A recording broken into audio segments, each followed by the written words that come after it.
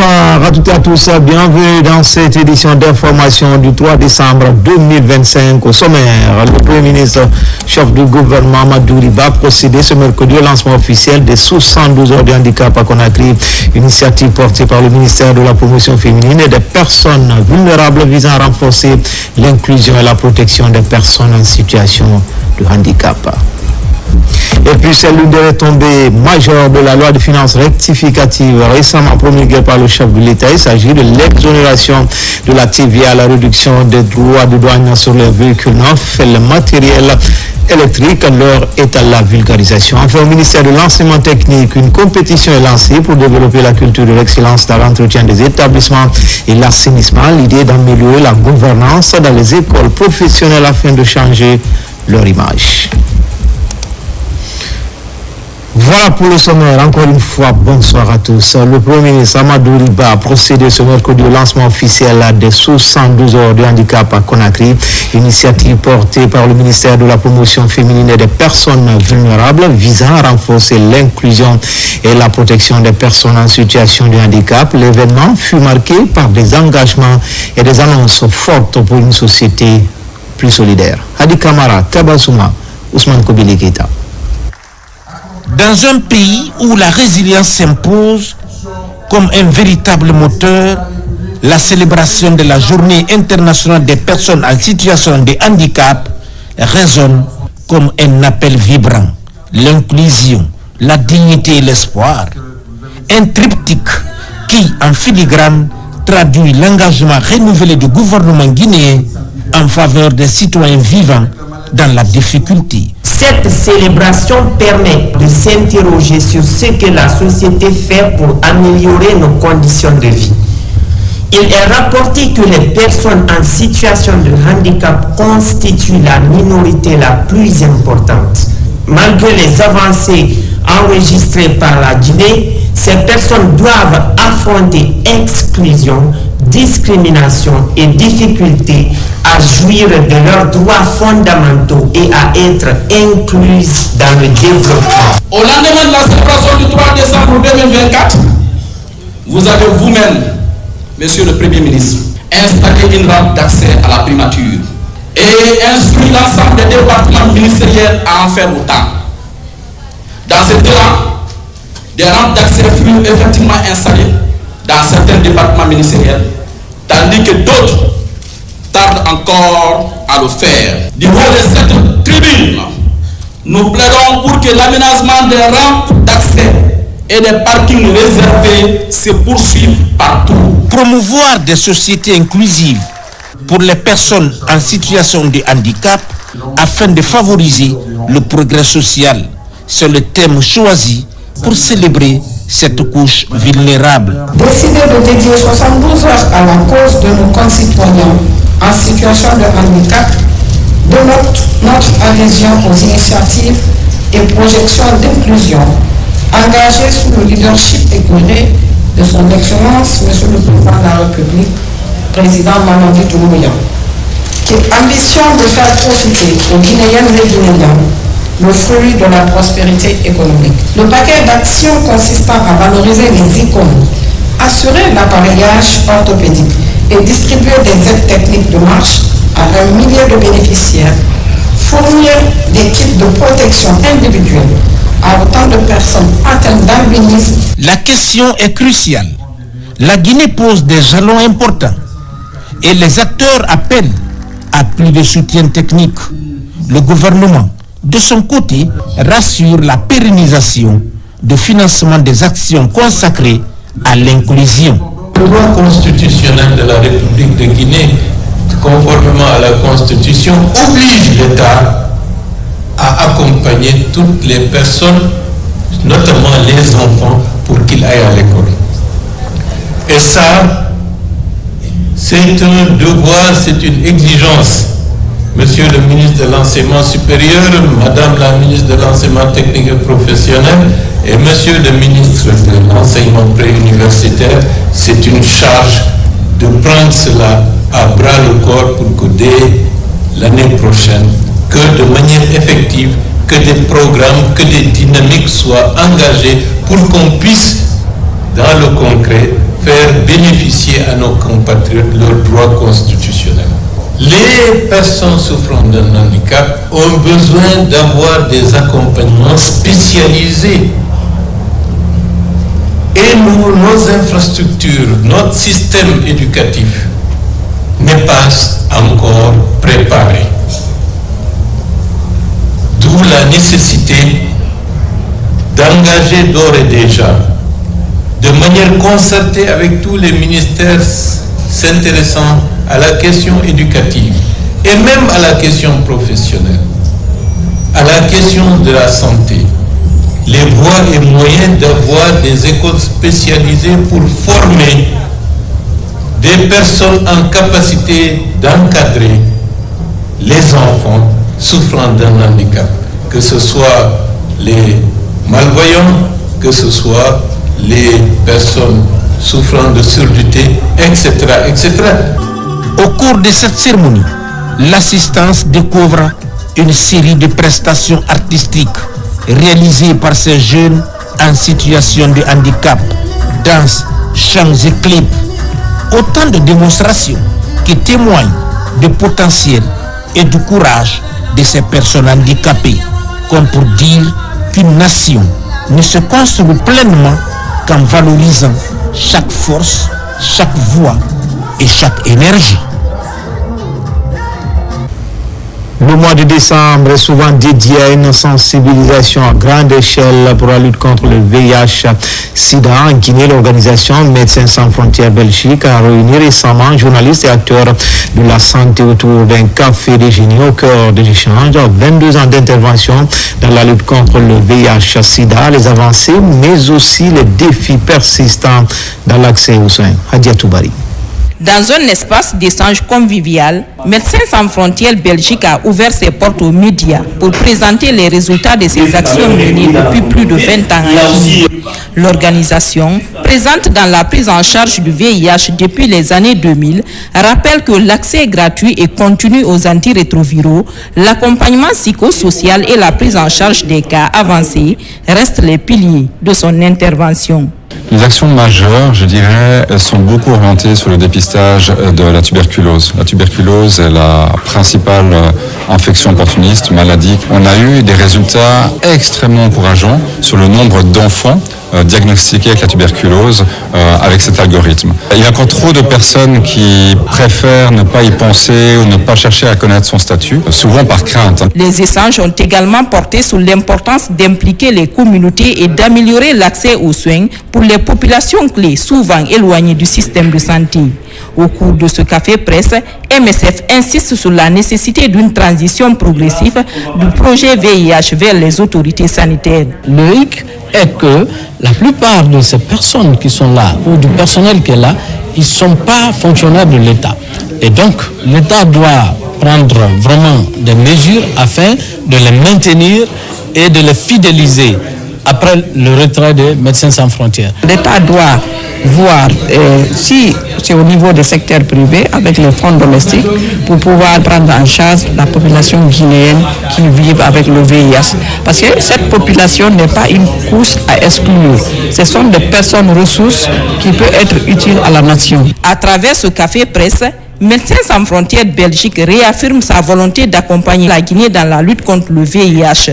Une collaboration essentielle pour atteindre les objectifs d'élimination de l'épidémie dans les années à venir. Des candidats à la présidentielle du 28 décembre 2025 reçus à l'Observatoire national autonome de supervision du référendum constitutionnel. Il s'agit d'échanger sur le déroulement de la campagne en cours pour une élection apaisée et réussie. Alpha Isiagaba. Des représentants des partis politiques candidats à l'élection présidentielle reçus à l'Observatoire national autonome de supervision du référendum constitutionnel ONASUR. L'actualité du moment est au centre des échanges. Ces quelques représentants des formations politiques sont appelés à plus de retenue pour une campagne présidentielle réussie et apaisée. Le Front démocratique de Guinée, depuis sa création, a signé d'abord le code de bonne conduite des partis politiques. Notre leader, il a toujours dit qu'il veut que les élections se passent dans les meilleures conditions dans la paix et la quiétude sociale. Tous les candidats à l'élection présidentielle sont concernés par cette rencontre initiée par l'Observatoire national autonome de supervision du référendum constitutionnel. Pas seulement, tous les acteurs du processus électoral sont dans l'agenda de l'ONASUR. Depuis la mise en place de l'ONASUR, nous, à notre niveau ici, nous sommes dans une logique inclusive. Une logique qui consiste à organiser des séances de rencontres avec les différentes parties prenantes, à savoir la DGE, les partis politiques, leurs représentants, qu'il s'agit d'aborder au cours de ces différentes rencontres les sujets cruciaux relatifs à la conduite dans d'excellentes conditions du processus électoral. L'Observatoire national autonome de supervision du référendum constitutionnel est une institution indépendante et a pour mission de garantir la transparence et la crédibilité des élections. C'est l'une des retombées de la loi de finances rectificative récemment promulguée par le chef de l'État. Il s'agit de l'exonération de la TVA et la réduction des droits de douane sur les véhicules neufs et les matériels électriques. L'heure est à la vulgarisation, une manière de soulager les citoyens dans l'acquisition de nouveaux moyens de déplacement pour aussi lutter contre les incendies. Mohamed Souma.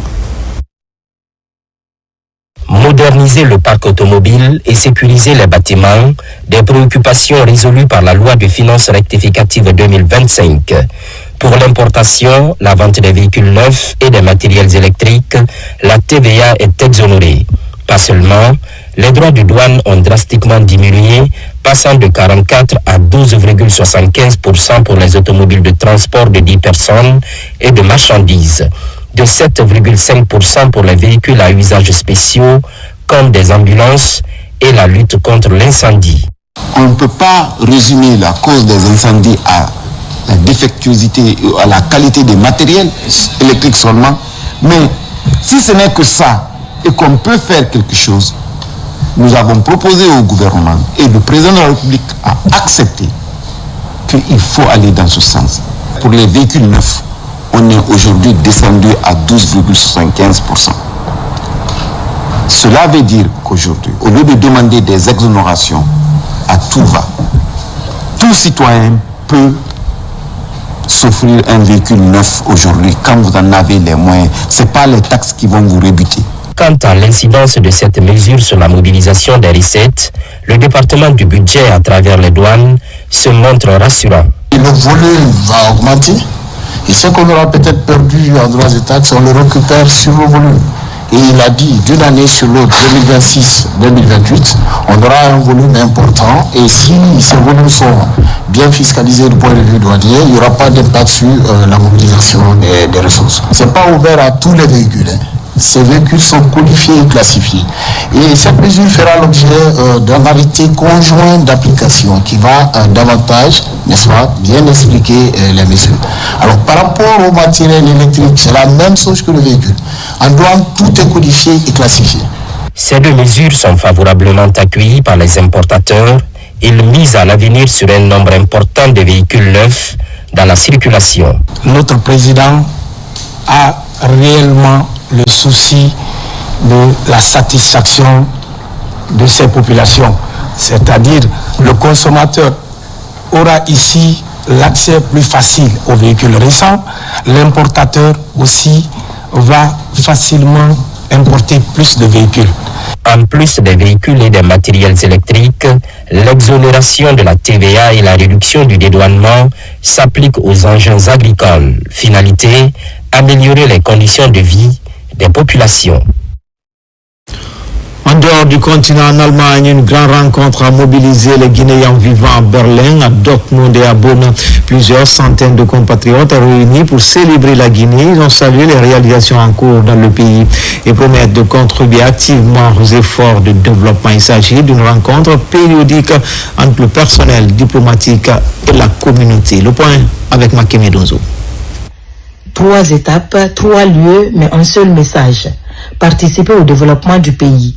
À Berlin, à Bonn et à Dortmund, la communauté guinéenne vivant en Allemagne a massivement répondu à l'appel de l'ambassadeur pour évoquer des sujets d'actualité et voir ensemble comment favoriser la contribution de cette importante diaspora au processus de développement en cours en Guinée.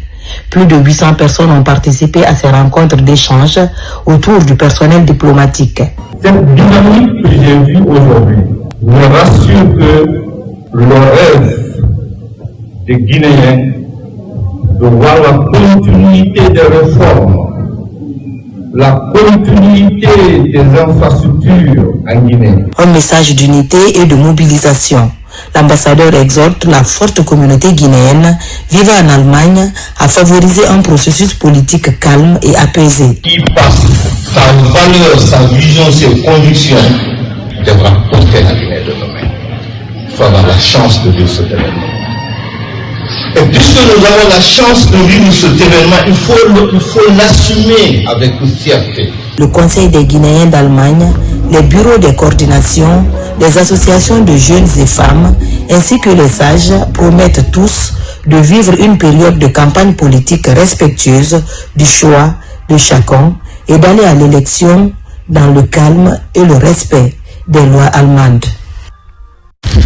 Les travaux de bitumage de la voirie urbaine de Conakry se poursuivent à Sonfonia T7 et Yataya, tout comme sur d'autres axes de la banlieue. Les routes reçoivent le bitume malgré quelques désagréments causés au niveau de la circulation. Usagers et population riveraine saluent cette action du gouvernement sous le leadership du président Mamadi Doumbouya. Abakar Junior Kamara pour en savoir davantage. Les quartiers Yataya Plateau et Sonfonia Gare dans la commune de Sonfonia reçoivent à leur tour le projet de construction et de bitumage de la voirie urbaine de Conakry. 8 km 900 pour Yataya Plateau et 9 km pour Sonfonia Gare. Du Carrefour Marché jusqu'à Baké Sanadia, l'heure est à la pose de la couche de roulement après la construction et l'extension des canaux d'évacuation. L'entreprise ambitionne de respecter le délai contractuel. Yataya a un linéaire de 9 km 500 à faire. Nous sommes aujourd'hui à peu près 4 km 300 où je pourrais réellement me réjouir à un pourcentage évoluant à partir de 46%, uniquement la zone de Yataya. Avec la volonté politique du gouvernement à accompagner l'entreprise comme nous le souhaitons, on pourrait réellement être dans le timing. La construction de ces voiries de Grand Conakry constitue un ouf de soulagement pour les populations. Elles expriment leur reconnaissance au chef de l'État. On est très contents de la route parce que la poussière nous a trop embêtés ici. Et maintenant qu'on voit le goudron, vraiment on est très contents. Donc on félicite l'entreprise Guike Press qui est en train de réaliser ces travaux. Le président Mamadi Doumbouya, il n'y a pas son deux. Avant, on était dans la boue ici. Mais aujourd'hui, Dieu merci, notre route est faite. Nous remercions infiniment le gouvernement. Inscrit dans le portefeuille des projets de priorité présidentielle, la construction de ces 214 km permettra de désenclaver tous les quartiers de la capitale. Après une visite du chantier de l'hôpital régional de Kindia Construction, le ministre de la Santé sur un autre site, mais cette fois-ci, c'est à Labé. Dans ce périple, Dr Oumad Djoueba est accompagné par l'ambassadeur de la France en Guinée. L'état d'avancement des travaux est salué par ces différentes personnalités. Tcherno Maroufba, Mohamed Pati Kamara. Lancé en août 2025, les travaux de construction de l'hôpital régional de l'Abbé avancent à grands pas. Les ouvriers s'activent dans la réalisation de cette infrastructure sanitaire. Déjà, quelques bâtiments ont commencé à prendre de la hauteur. Cet hôpital est appelé à devenir un CHU. C'est pour la formation du personnel, c'est pour etc. Voilà. Donc ça sera l'amphithéâtre et la partie administration, gestion de l'hôpital. Ok. Donc ça, imagerie, tous les blocs opératoires, etc., etc. On a vu comment ce bijou est en train de pousser dans la région administrative de l'Abbé. Je dirais un sentiment de satisfaction. Mais de remerciements aussi à l'égard des ouvriers qui passent leur temps ici matin, midi, soir. Ce nouvel hôpital régional, une fois achevé, sera doté de toutes les commodités avec une grande capacité d'accueil.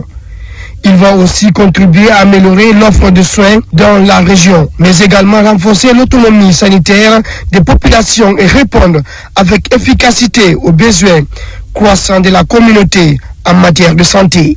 On est très fiers d'apporter cette réponse très concrète aux populations de la baie et de sa région, notamment sur cette spécialité autour de la néonatologie, de l'obstétrique et des naissances précoces. C'est un endroit où des vies seront sauvées.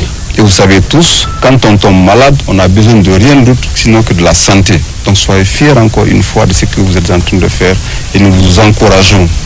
Soyez très sérieux, travaillez avec patriotisme, avec détermination. Avant de quitter les lieux, le ministre de la Santé et de l'Hygiène publique a mis l'occasion à profit pour exhorter à l'entreprise contractante au respect du délai contractuel. À l'image de Kindia et Labé, les régions de Canton et Zéro-Corée verront ce type d'infrastructure moderne. Dans la commune rurale de Koundja, en préfecture de Mantiana, le plan de développement local progresse de façon rassurante. Plusieurs infrastructures sociales de base sont réalisées pour répondre aux attentes des populations locales. C'est un effort de la délégation spéciale pour restaurer l'autorité de l'État. Tchamokaba. En lançant ces travaux d'utilité publique, la délégation spéciale de Koundja améliore le cadre de vie avec de l'eau potable à portée de main pour réduire l'incidence des maladies infectieuses. Les satisfactions exposent l'engagement des autorités locales, toujours en première ligne pour le bien-être de la communauté. Koundja, on a un manque d'eau. Il faudrait réhabiliter cette adduction d'eau pour pouvoir assister à nos mamans et à la population d'avoir l'hygiène publique. Pour permettre à la mobilisation de la communauté, il faut des routes, afin d'éviter les accidents et les coïncidences dans le district. Ces actions sont faites par le fonds propre de la commune. Dans cette sous-préfecture très dynamique de la préfecture de Mandiana, le désir de mieux vivre ensemble a pris son envol depuis la mise en place des membres de la délégation spéciale. Aujourd'hui, après des années de gestion de la commune rurale, un nouveau dispositif est mis en branle pour repeupler le village et même de le faire revivre. Doter le village d'un point d'adduction d'eau et d'une route sont des actions que nous saluons, car la base de tout développement rural commence par là. Nous remercions la délégation spéciale pour les efforts fournis en faveur du bien-être de notre communauté. Ce projet de développement communautaire inspirant propose une alternative réaliste pour construire un meilleur avenir collectif pour les résidents et ressortissants, une politique d'émergence villageoise pour répondre aux besoins de proximité. Comme annoncé dans les titres, au ministère de l'Enseignement technique, une compétition est lancée pour développer la culture de l'excellence dans l'entretien des établissements et l'assainissement. C'était en effet un des points à améliorer dans la gouvernance des écoles professionnelles afin de changer leur image et les rendre plus attractives. Tcherno Ousmane Diallo. Dans le système de développement de l'enseignement technique, les questions d'hygiène dans les écoles et l'entretien des équipements sont désormais considérés comme des aspects fondamentaux dans l'évaluation des différents responsables. En initiant une compétition au niveau national autour de ces deux éléments, la ministre en charge de la formation professionnelle veut marquer une rupture avec les écoles insalubres et encourager les responsables à mobiliser les ressources locales pour maintenir un cadre d'études agréable dans toutes les écoles professionnelles. Vous constatez effectivement qu'aujourd'hui, toutes les écoles qui sont au niveau de l'enseignement technique au niveau national ont redoré leur blason en termes de propriété, en termes d'entretien des latrines, en termes d'entretien également des infrastructures et surtout la qualité de la maintenance de nos équipements dans les écoles. Et si cette initiative devient pérenne au niveau de l'enseignement technique, ça va créer l'opportunité pour nous de faire l'émulation entre les différents établissements. Avant le lancement de cette compétition, voici à quoi ressemblaient certaines parties de l'ENAM. Après lancement de la compétition, les changements sont nets. Même constat au CFP Kamaralai, où la propreté et l'entretien continu sont désormais de rigueur. Pour nous déjà, c'est la joie pour nous à chaque fois que les gens viennent et trouvent l'école propre et bien entretenue. Et c'est toujours joli à avoir. Pour nous, ça a été un plus. Parce que non seulement des journées d'assainissement, mais nous avons eu aussi à jumeler avec le cours pédagogique. Donc chacun chez nous a essayé de faire une activité pratique dans son domaine. Quand vous prenez la soudrerie, ils ont eu à confectionner des poubelles. Les maçons ont refait les points et les plombiers ont essayé de voir les toilettes, revoir. Après les premières opérations, cette compétition nationale permet surtout aux élèves et encadreurs de mieux intégrer la nécessité d'une implication collective pour la salubrité et l'entretien des équipements de leurs écoles professionnelles. Le conseil d'administration de l'Office national de perfectionnement et de formation professionnelle vient de tenir sa 3e session ordinaire ici même à Conakry. Il était question de passer en revue les activités réalisées en 2025, de valider le budget prévisionnel 2026 et la construction des nouveaux sièges pour l'institution. Koumara Moussa. Cette 3e session réunit les acteurs clés de l'écosystème. Ils examinent ensemble les résultats, ajustent les priorités et définissent la trajectoire que doit suivre la formation professionnelle pour répondre aux aspirations économiques du pays. En fait, le conseil d'administration se réunit régulièrement pour faire une mise à jour des réalisations comparées aux projections. Le bilan des actions menées, taux d'insertion, les performances des antennes, l'impact socio-économique des programmes. Chaque indicateur est passé au scanner. Un exercice qui a permis de dévoiler le contenu du plan d'action opérationnel 2025 de l'institution. Dans le secteur informel, l'objectif était d'accompagner 5000 apprenants avec une insertion de 2500 d'entre eux. Par contre, le secteur formel, on a décidé de ne plus former en quantité, que ce soit en informel, en formel, mais de rehausser la qualité de la formation. Ce rendez-vous stratégique est l'occasion unique pour ces conseillers d'examiner, de plancher sur les grandes orientations, digitalisation des modules, certification renforcée et amélioration du contenu de la formation pédagogique. Autant de chantiers pour positionner l'ONFPP comme un acteur moderne centré sur la qualité. A parcouru le plan d'action de l'ONFPP qui est pratiquement à 85%. Sur les 30 objectifs qui les avaient été assignés, 21 ont déjà été atteints. Et ça, c'est une grande satisfaction, c'est une grande avancée. Cette 3e session s'achève sur un engagement fort. Consolider les acquis, accélérer les réformes, doter l'institution d'un siège et renforcer la qualité de la formation pour être une force motrice du développement du capital humain de la Guinée. Des journées portes ouvertes sur la qualité en Guinée. Des visites guidées sont organisées pour les opérateurs économiques, partenaires sociaux et grand public. L'idée est de mettre en lumière les réformes engagées pour la protection des consommateurs dans la certification des produits agroalimentaires. Marwan Kamara, Abdul Khalifa Keita. La qualité, levier de compétitivité et de protection du consommateur. Ici, le thème reflète toute sa signification. Pour cette 12e journée porte ouverte sur la qualité, l'Office national de contrôle des qualités accueille dans ses laboratoires opérateurs économiques et partenaires sociaux. La qualité des équipements rassure les acteurs. Nous avons pu voir 2 laboratoires, un premier laboratoire physico-chimique et un deuxième laboratoire de microbiologie. On ne pouvait pas imaginer qu'il y avait autant de machines qui étaient importantes, qui étaient nécessaires dans la vérification de la qualité de tous les produits faits en Guinée ou importés. Et ça ne fait que rassurer encore une fois pour se dire que oui, nous allons de l'avant, même que la refondation, elle est vraiment effective. Et que ça m'a rassuré, on a vu la machine, on a vu en réalité, c'est pas des faux. Tous les produits qu'on exporte aujourd'hui, ça sera examiné ici, entretenu, analysé. L'analyse qui sera sur le certificat, c'est la réalité. Des visites guidées sont organisées dans tous les compartiments des laboratoires d'analyse des aliments et d'autres produits agroalimentaires. Ici, les produits passent sous les scanners et mains expertes des équipes de contrôle. Actuellement, nous sommes en processus d'accréditation sur la 17025, qui est la même ISO pour les laboratoires d'essai d'étalonnage, ce qui est en train d'arriver à son terme, mais c'est une démarche qui va permettre de donner plus de fiabilité et plus de sécurité aux documents que nous délivrons. Cette première édition a permis aux différents acteurs de la chaîne de contrôle et de production agroalimentaire de Guinée de faire l'état des lieux des réformes engagées. D'autres mesures et campagnes de sensibilisation sont annoncées pour améliorer les différentes pratiques. Le Conseil national de gestion des produits et substances chimiques s'est réuni en session ordinaire pour faire le point sur la situation face aux risques chimiques. Autorités, experts et partenaires examinent les progrès, défis et mesures à prendre pour protéger la santé des populations et l'environnement. Diene Yansane, Lansana Kamara.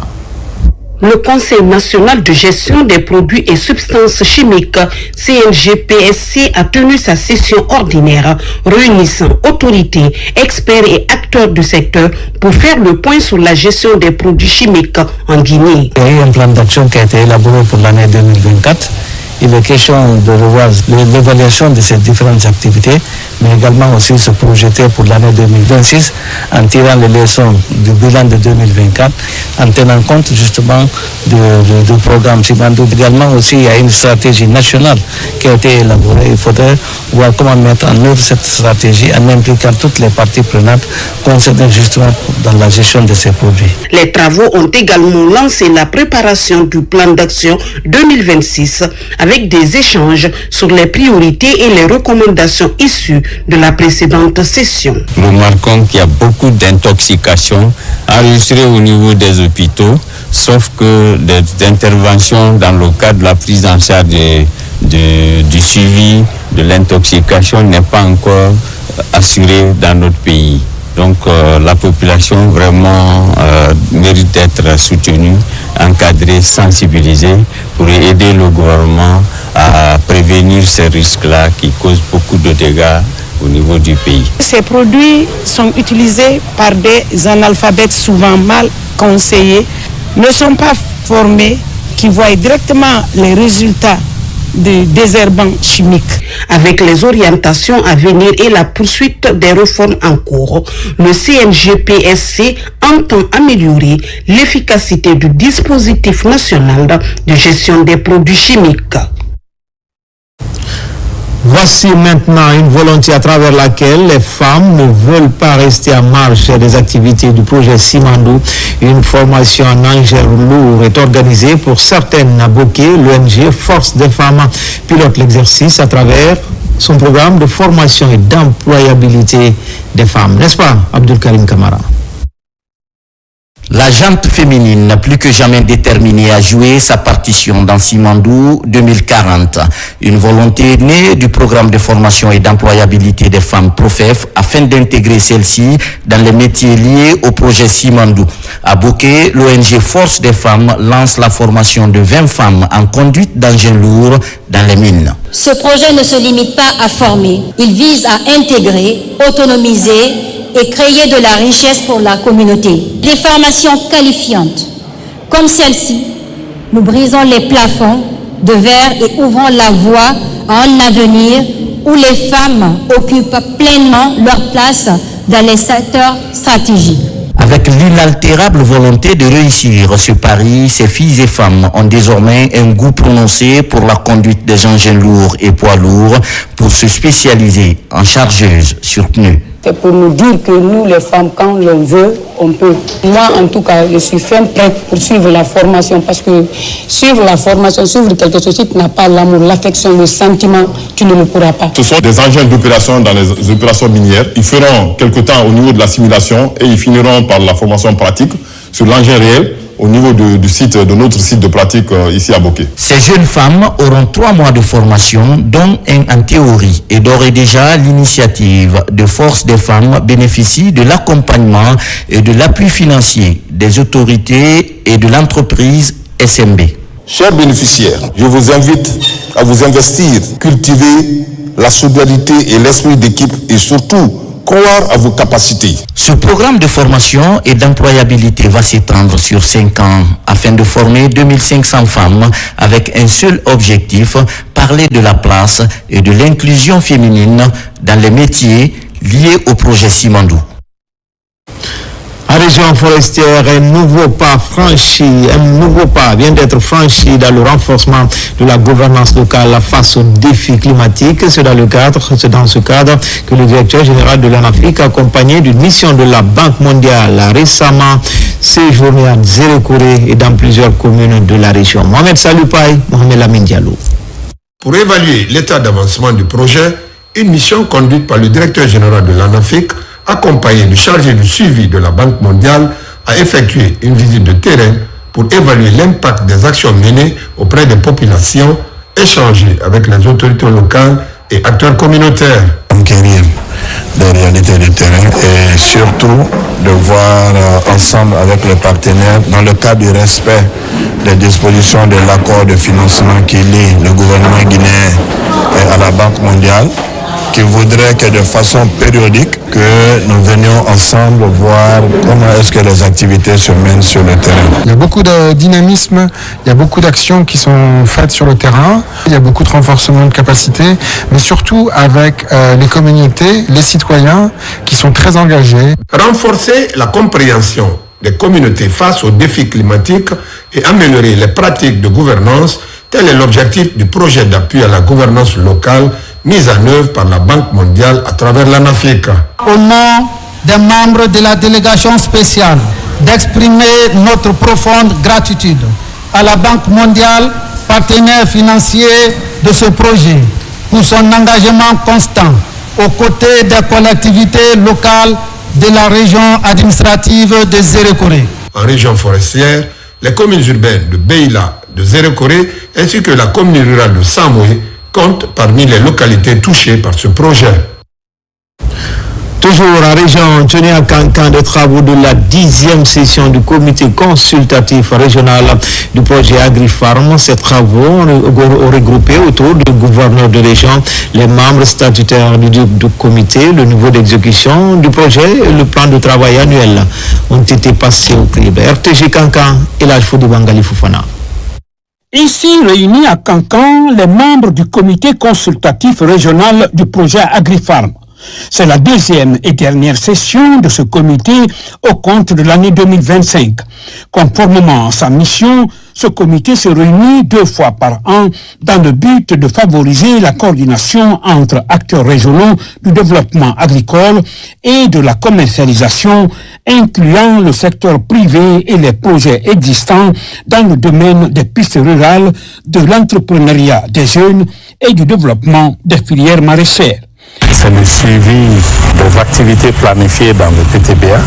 Ensuite, aider aussi le projet à se projeter dans la planification du PTBA 26. Vous savez que nos activités sont annuelles. On fait le plan de travail annuel budgétisé. Cet instrument du projet veille non seulement sur le suivi des activités dans la localité, mais aussi sert à orienter le projet dans sa mise en œuvre. Ce projet AgriFarm envisage d'aménager des milliers d'hectares qui doivent être mis en valeur par les producteurs. Le projet a beaucoup d'objectifs dans la région. Nous pouvons citer les initiatives projets financés à coût partagé avec les institutions de microfinance. Aujourd'hui, tous les sites de marchés agricoles sont étudiés et les marchés sont attribués aux entreprises. Donc, il y a un marché déjà qui est à la phase finale. On attend la réception provisoire pour mettre à disposition des bénéficiaires. Les autres marchés, à partir du 1er décembre, nous allons lancer presque 9 sites de marchés à construire. Les résultats devront contribuer significativement à l'orientation et au succès de ce projet AgriFarm dans les préfectures couvertes par l'antenne régionale de Cancan. La question de la sécurité routière devient plus que jamais une urgence nationale. Pour faire face à cette préoccupation, l'ONG Club des Amis du Monde a initié un atelier de dissémination de la boîte à images sur la sécurité routière, un outil pédagogique financé par Rio Tinto et conçu pour renforcer la sensibilisation. Kadiatou Suleiman Kita. Alors que des accidents mortels se multiplient sur les routes nationales, l'ONG Club des Amis du Monde et ses partenaires Rio Tinto, Simfer, WCS, CTG et des services publics mettent à la disposition de tous une boîte à images sur la sécurité routière.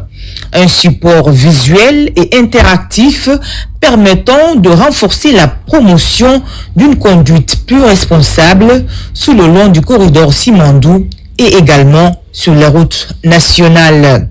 De 3 mois maintenant que nous sommes sur la conception, la validation Aujourd'hui, nous avons organisé cette journée pour pouvoir disséminer cette boîte à images pour l'intérêt de nos communautés, mais surtout celle du corridor de Simandou et certaines routes nationales utilisées par les entreprises minières dont Rio Tinto Simfer.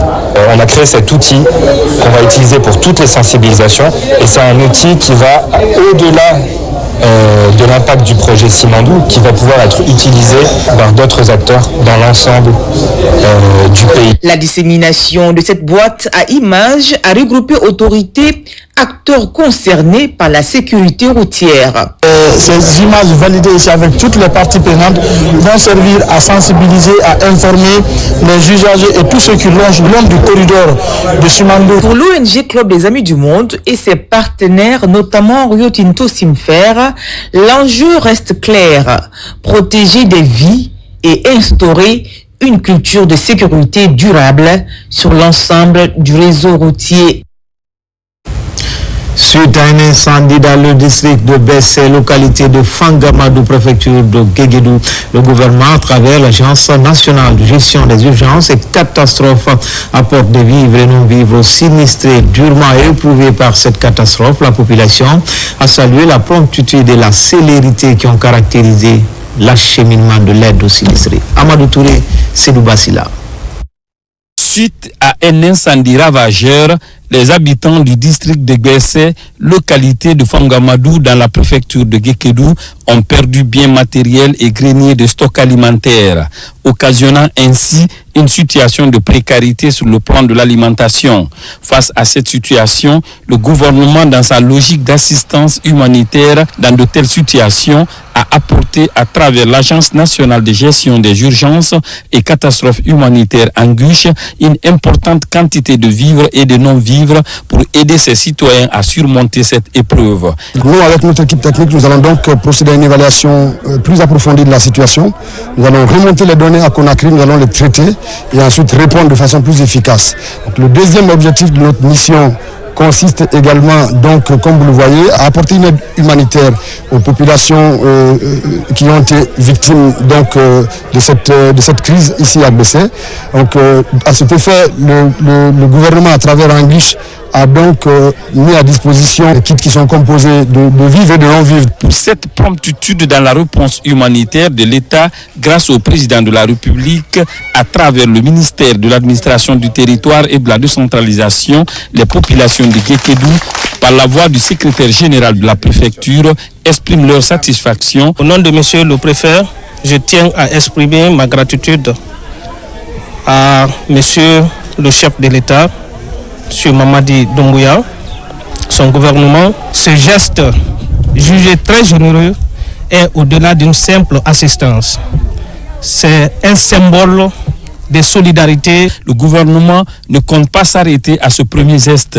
D'autres initiatives découleront des conclusions issues de l'évaluation de l'étendue des dégâts de cette catastrophe, selon le directeur général adjoint de l'Agence nationale de gestion des urgences et catastrophes humanitaires. Enfin, préparatif de la 6e édition du conte, les initiateurs de cet événement culturel s'activent pour offrir un spectacle de qualité. Face à la presse, les innovations sont annoncées comme les nouvelles histoires et danses pour renouer avec le passé. Abakar Diaby. La valorisation de la culture guinéenne demeure un défi majeur pour l'État et ses partenaires. Plusieurs pans du patrimoine national s'éteignent peu à peu, faute d'attention et risquent de disparaître si rien n'est entrepris. Pour inverser la tendance, la grande nuit du conte continue de se frayer un chemin à Conakry. Devant la presse, les initiateurs dévoilent les couleurs de la 6e édition. Un rendez-vous qui attire déjà des conteurs venus de toute l'Afrique de l'Ouest. On veut toujours pousser la barre plus haut. Donc c'est un spectacle inédit qui est répété pendant plusieurs semaines. C'est de nouveaux artistes, c'est de nouvelles histoires, c'est de nouvelles musiques qu'on va chercher. C'est des danseurs, c'est un nouveau décor. Cette année, le décor va changer un peu parce qu'il faut l'améliorer. C'est tout ça qui crée une particularité aussi à cette année. Porté par la Maison de l'oralité et du patrimoine Koumakan et ses partenaires, Le projet vise à remettre en lumière la tradition guinéenne. Après une année de pause, la Grande Nuit du Conte revient avec de nouvelles ambitions pour hisser haut le tricolore national. Depuis que je participe à la Grande Nuit du Conte, chaque année, il y a toujours quelque chose de nouveau que j'apporte à cette Grande Nuit du Conte parce que, vous savez, on puise nos histoires dans ce patrimoine-là, ce patrimoine qui est inépuisable et surtout dans le patrimoine de la forge. Ça sera époustouflant, ça sera magique, ça sera magnifique, ça sera super, ça sera génial. Tout ce qui est adjectif qui peut qualifier une bonne chose, ça sera bien. Les organisateurs promettent une édition riche, nouvelles histoires, musique populaire revisitée, plats africains et guinéens, sans oublier le textile local. Un voyage culturel qui devrait permettre au public de renouer avec ses racines et de renforcer la contribution de la culture au développement socio-économique du pays. Dans un instant, vous suivrez une série de décrets juste après ce journal. Et c'est ainsi que se termine ce journal.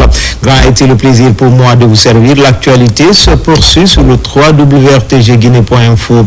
À demain pour d'autres actualités sur la Guinée, notre paradis, terre de richesse et d'innovation, Inch'Allah.